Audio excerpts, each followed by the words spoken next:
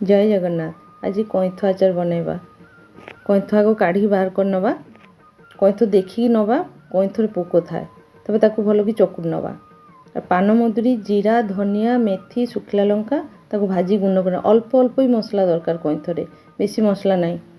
तेल 100 ग्राम कहीं कड़ाई रे नवा ताकू तेल गरम हो गला तापर कईथ पकईदबा एपटे मसला गुंड कर नवा।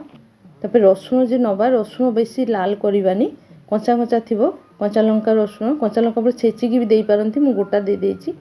तापरे कईथ पानी मरिबा जाए ताकू नाड़ीबा चुली रे तापरे गुड़ पकेबा तापर मसला लंका गुंड सब देता मु तेल रे हेंगु दबा को भूली जाइछि। हेंगुटा मु पछरे पकेइछि तो आपण माने हेंगु तेल रे पकई देबे हेंगु नले पछरे भी पकई पारंती। तापर वर्ष सारा जार रे रखिबे भल रहउछि वर्ष सारा किछि होनी। मो रेसिपी जदि भल लागुछि सब्सक्राइब करंतु कमेंट करंतु लाइक करंतु। जय जगन्नाथ।